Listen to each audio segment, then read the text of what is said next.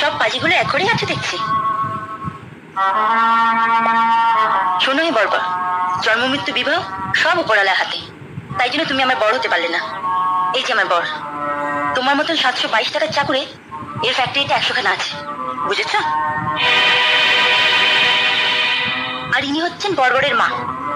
যেমনি করে মুড়ি চিবাচ্ছেন তেমনি করে সব ছেলে মেয়েগুলোর মাথা চিবিয়ে খেয়েছেন। এত বড় সাহস তোমার আমার বাড়িতে দাঁড়িয়ে তুমি আমাকে?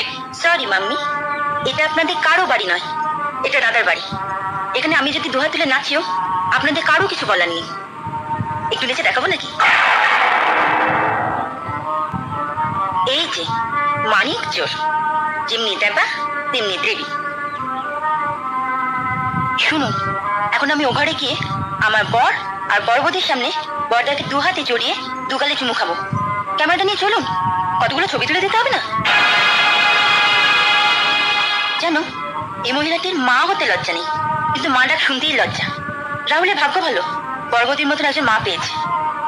জীবনের এই ন্যাকা মহিলাটিকে মা বলে ডাকতে হবে না। চলো না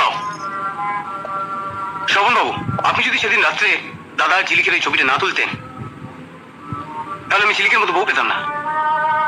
আপনার ওই ছবিটা তুলতে যা খরচা হয়েছে আপনি বলবেন, আমি আপনাকে দিয়ে দেবো। All give it to you. আর শুনুন, ওই ছবিটা একটু বড়, মানে এই সাইজে করে দেবেন। আমি ওই ছবিটাকে ঘরের এমন একটা জায়গায় টাঙিয়ে রাখবো যাতে সকলে ঢুকেই ওই ছবিটা দেখতে পারে।